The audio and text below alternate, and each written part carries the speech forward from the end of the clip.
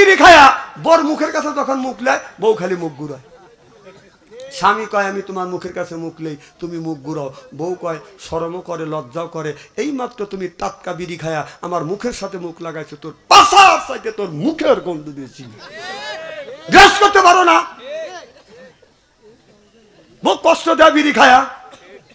যারা বিড়ি খায় তারা ভাবতেছে বাচ্চা আনতে একটু বিড়ির পক্ষে ফতুয়া দিবে, বিড়ি খাওয়া না জায়েজ করবে। না না, আমি বিড়ি খাওয়া না জায়েজ করবো কে? কেউ যদি না জায়েজ করে আমি বলি বিড়ি খাওয়া জায়েজ 2 কোটি বার জায়েজ।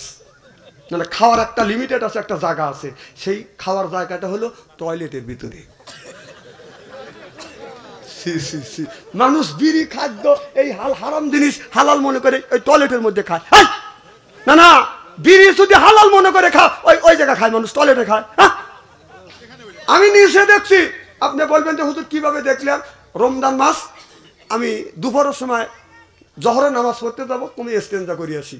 কারণ ইস্তেঞ্জার কাছে যে টয়লেটের কাছে যা দিয়েছে টয়লেট বন্ধ, খালি ধুমো গোলা বের হচ্ছে।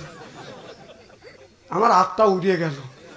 রমজান মাসে কে দৌড়ি করে চিল্লে পাল্লা করে আগুন নিবে? হ্যাঁ, আমি চিন্তা করতে দরজা তুমি লোক মরবে নাকি? তুমি দেহি তার টেস্ট করে দেখি। এখন নক করলাম, এখন ভিতর থেকে সিঙ্গেল দিচ্ছে, তাহলে বোঝা গেল মাল ওখানেই আছে।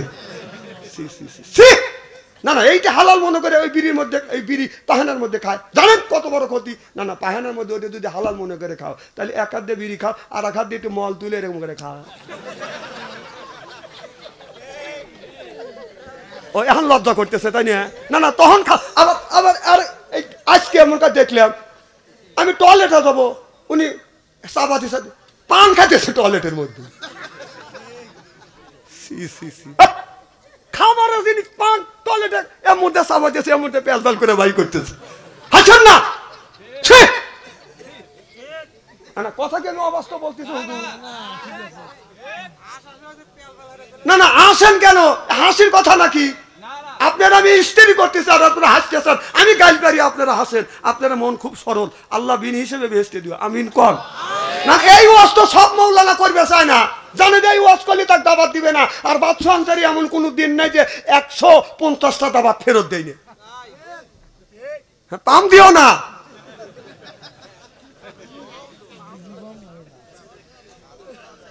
এবার খুব খারাপ লাগতেছে নাকি?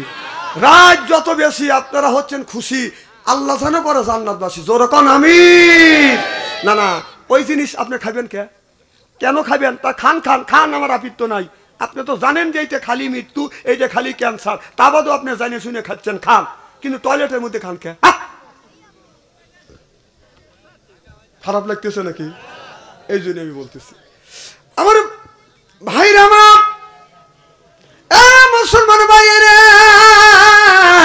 মা খাদিজাতুল কুবরা, আমার নবীর বিবি মা আয়েশা রাদিয়াল্লাহু তাআলা আনহা, আমার নবীকে বাদন ধরিয়া নিয়ে একটা টুলের উপরে বসাইয়া মা আয়েশা রাদিয়াল্লাহু তাআলা আনহা রাসূলকে বাদন গোসল দেওয়াতে, আমার নবীর বিবিরা আমার নবীকে বাদন গোসল দেওয়াইছে। আমাদের এই বিবিরা কি আমারে গোসল দেওয়ায়?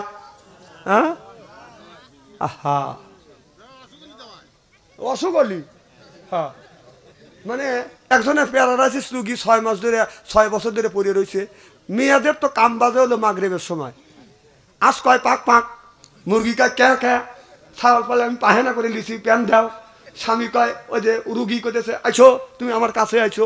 উনি নানান যন্ত্রণা সহ্য করতে না পারে আল্লাহর কাছে, আল্লাহ তোমার আজরাইল এত মানুষ আমাকে কি চোখে দেখে না? এই কয়া ঈশার নামাজ পড়ে উনি শুয়ে রয়েছে। বাড়ির পাশে একটা গরু আপনার গলা দিয়ে বের হয়, এরকম গরু আছে না, গলা দিয়ে বের হয়, খোলের একটা ড্যাগ আছে, ড্যাগের মধ্যে মাথা চালা দিয়ে খোল খাইছে, সিংহে বাজে গেছে। আর রাস্তা দিয়ে যা চোখে দেখে না, ডক ডক ডক ডক, ওই গরু ঢুকে বসে ওই গরু ঘরের মধ্যে, আর ডগর ডগর আওয়াজ, আর টাকা দেখা যায় আজদাহা, অন্ধকার রাত। আল্লাহ, আমি না আজরাইলে ডাকিছে, আজরাইল এসে গেছে।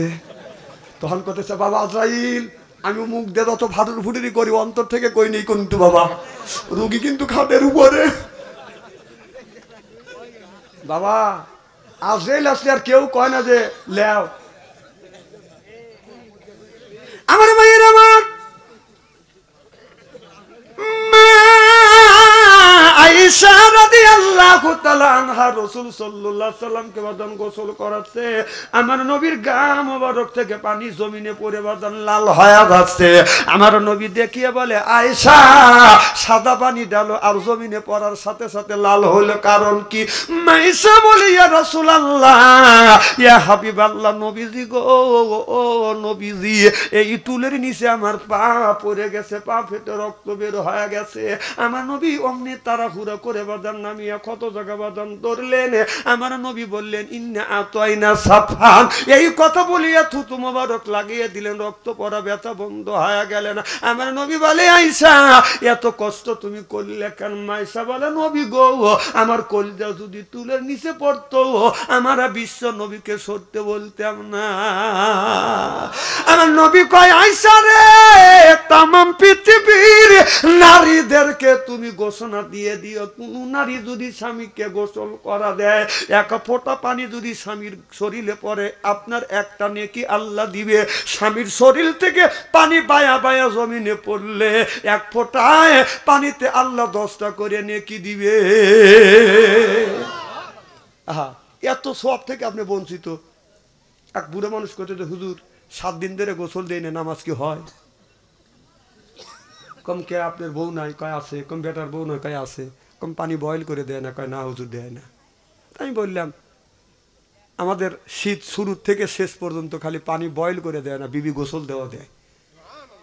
ওই লোকটা বাড়ির যা করতেছে, মানুষের বউ আমারও বউ, মানুষের বউ আমার বউ। বউ কা তুমি বউ বউ করে, কাকা তুই বউ না, তুই তো 30-40 বছর ধরে তোর সাথে ঘর সংসার করতেছি, একটা দিনও তো পানি সিদ্ধ করে বয়েল করে আমার শরীরে গোসল করা দিলি না। বউ কয় তোমার এতই শখ করে? কয় শখ তো করে। বিশ্বাস করেন ভাই, বাঁশের খড়ি দিয়ে 15 মিনিট বড় পানি সিদ্ধ করছে। হে পানি টকবক টকবক করতে, তাহলে হাত দিয়ে দেখা লাগে না যে লোকটার গায়ে শোবে কি শোবে না। এই পাটশোলা দিয়ে জোবের বেড়া দিছে, ওই লোকটা গোসলের আগে পেশাব করে বসে। মানুষকে গোসলের আগে পেশাব দেয়, কথা কন। কারণ বউ চিন্তা করতেছে, স্বামী মনে হয় গোসল করার জন্য 25 নিচ্ছে, ওদের পেশাব করে বলছে। বউ ওটা জানে না, ভাবছে যে কান গোসল করবে, এইভাবে 25 নিচ্ছে। উনি করছে কি, গরম পানি টকবক করছে, যে এক বদনা তুলছে, অসব করার গাড়ে ফার দিয়ে ডালে দিছে। ও মা কয় বেড়া ভাঙ্গেই তো।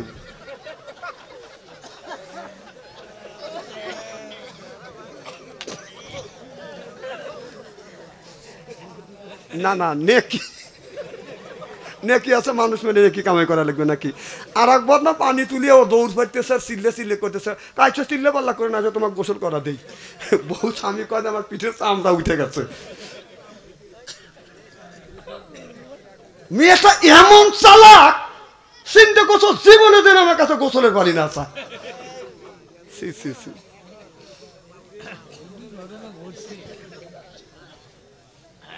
আমার মায়ের আমার খুব খারাপ লাগতেছে। নারায়ণ তাকবীর। আপনি যদি জান্নাতে যেতে চান, ও বাজান জান্নাতে যদি যাইতে চান, তাহলে 3 জায়গা আল্লাহ সাক্ষী নিবে, 3 ব্যক্তির কাছ থেকে সাক্ষী নিবে। যেরকম কয় শ্রেণীর মানুষের কাছে? 1 নাম্বার সাক্ষী নিবে আপনার বাড়ির যে চাকর আছে, আপনার বাড়ি যে কামলা আছে, আপনার বাড়ি কর্মচারী আছে, কর্মচারীর কাছ থেকে আল্লাহ সাক্ষী নিবে আর বলবে, কর্মচারী তুমি এর বাড়ি দীর্ঘদিন কাজ করেছো, কামলা দিয়েছো, তোমার মালিক তোমার সাথে কি ব্যবহার করছে, ভালো ব্যবহার করছে না খারাপ ব্যবহার করছে, না ডাইনে পাই নিয়ে বাজান আগে আগে গেছে, কথা কয় না।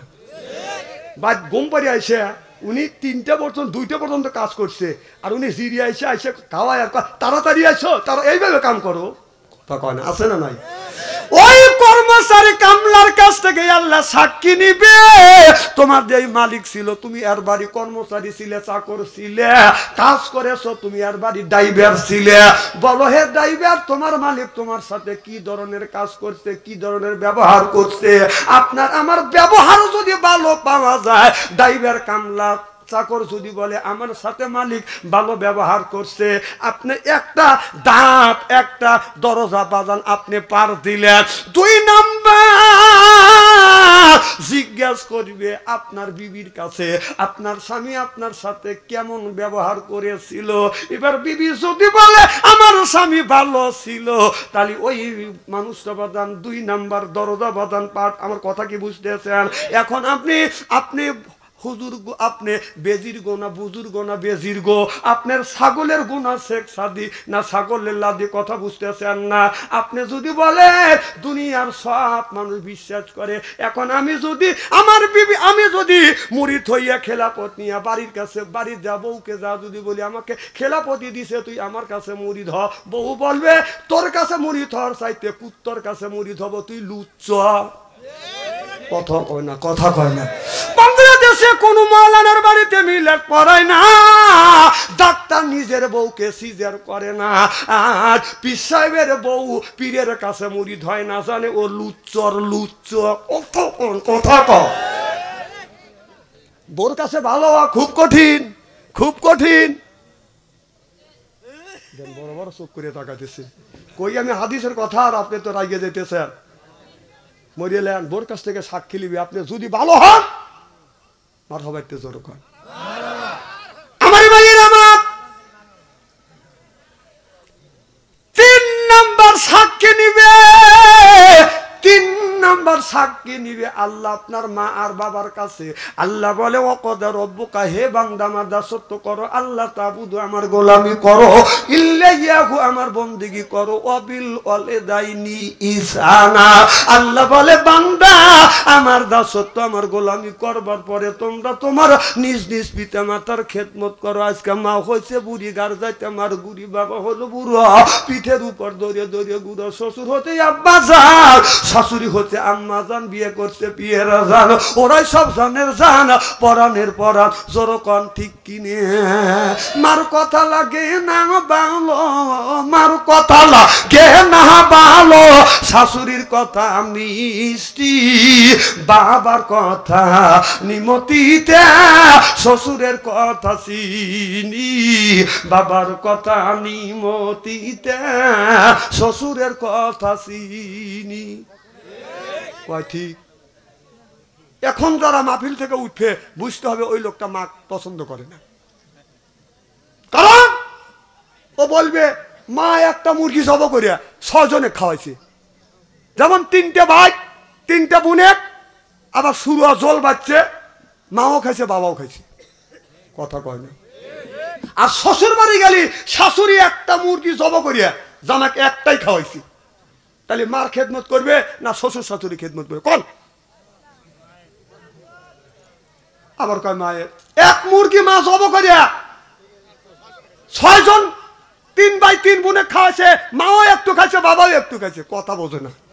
আর শাশুড়ি একটা মুরগি জব করিয়া বুনো করিয়া জামাইকে একবারই খাওয়াইছি, এর মানে আবার 2 জনই। এর মানে হলো এই শাশুড়ি মুরগি খাওয়ানোর উদ্দেশ্য হলো আমার মেয়ে একজনে ভালোবাসে, এই কয় এত পাউন্ড দিছে।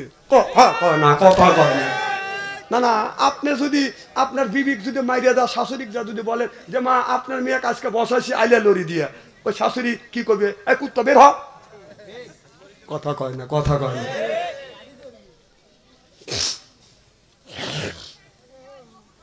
তাহলে তুই রুই মাছ জব করিয়া টুকরো করিয়া তোর মার বাড়ি আর তোর বাবার বাড়ি পাঠাতে পারতিস না। আমি না কোথায় স্টেরি করে তুই যাবো? হ্যাঁ, আমার জামাই তোর জামাই ওই বুড়ির কি হয়? বুড়ির ছেলে হয়। কথা কয় না রে, খুব মুসিবতে পড়ে গেছে। এনে ওয়াজ করবি আর হ্যাঁ, ছেলে এসে কয়ও না যে তোর মার বাড়ি যদি 6 পিস দিস, আমার বাবা পায় 8 পিস, আমার মা 8 পিস পায়। ছেলে বোর কাছে এতিম হয়ে গেছে, এতিম, কিচ্ছু বলা যাবে না। যদি বউ তালাক দিয়ে চলে যায় এরকম শোনা পাইবে না। আমার মা 3 মাস 3 থেকে 4 বছর অসুস্থ ছিল। আমি বলছিলাম আমার মায়ের যদি খেদমত যদি না হয় তো আজকে তালাক দেব, কালকেই আমি বিয়ে করে আর একটা আনবো।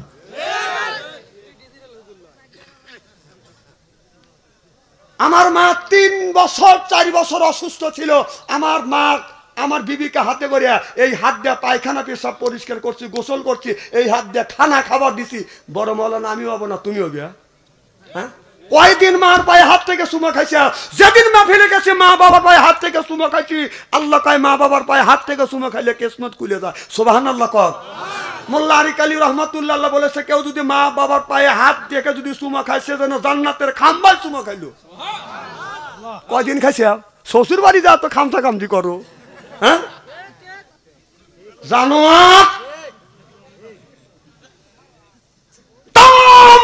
পৃথিবীর শ্বশুর শাশুড়ি এক হয়ে একটা জামাইয়ের পক্ষে যদি দোয়া করে, এই যে চলে যেতে চলে পেশাবে দোষে এই সময় এহলে মতো,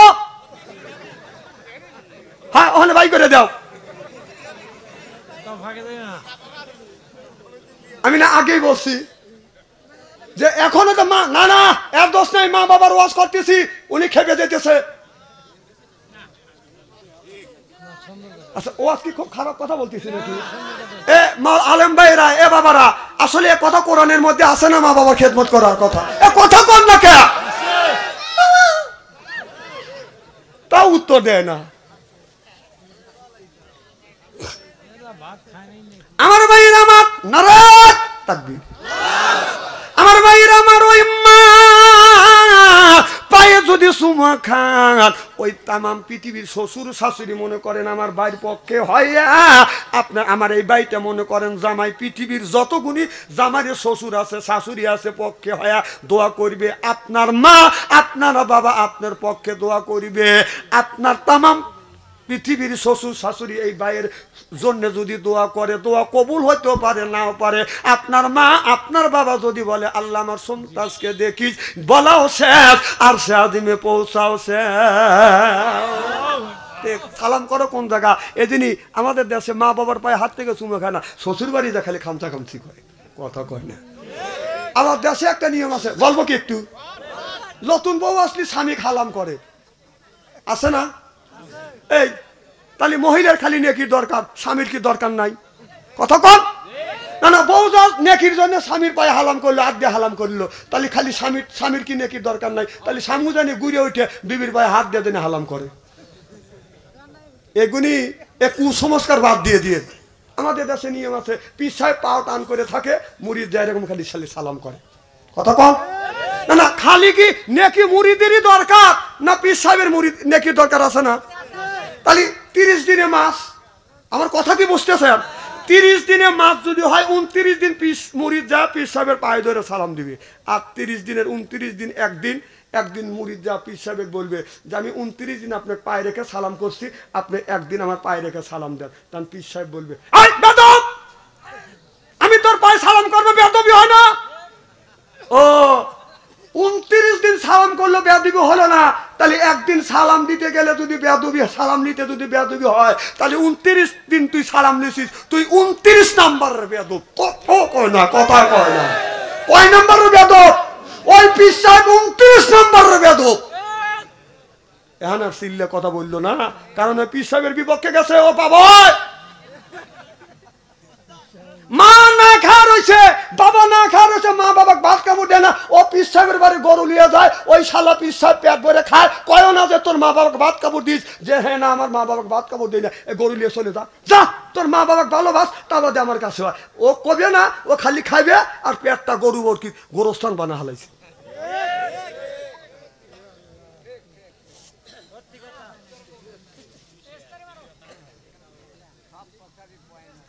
রসুল বলছেন 3 তরিকায় খাবার খাও, 1 ভাগ খাবার, 1 ভাগ খালি, 1 ভাগ পানি। বুকের চাইতে পেট বড় হবে না। তাহলে পীর সাহেব তোর পেট বড় হইলো কে? তার মানে তুই সুন্নতের কথা বলিস, তুই নিজেই মানিস না, কথা বল। ওই সমস্ত পেটওয়ালা পীর সাহেব আমার কাছ দিয়ে 6 মাসের মধ্যে যদি ওর পেটটা যদি বুড়ি না কমের বাড়তেছে, আপনাদের বার্মির জুতো আমার গাল দিয়েছেন, খাস পরে তা কোট করে খাস আর বাতাস ছাড়িস, তা নিয়ে কথা কয় না রে। এক পীর সাহেব নামাজ পড়তেছে, নামাজ পড়তে এখন তো পীর সাহেব তো আর আলেমাও লাগে না, কথা বোঝে না রে। এখন হঠাৎ করে সহসেজদা দিচ্ছে। আমি বললাম ভাই আপনি পীর সাহেব মানুষ সহসেজদা দিলেন, হুজুর বাতাস বের হয়েছে দেয় সহসেজদা দিচ্ছি। নামাজের সময় বাতাস বের হলে মানুষ সহসেজদা দেয়, তাহলে এ ফতুয়াও জানে না, পীর সাহেব বসে আছে, কথা কয় না, কথা কয়।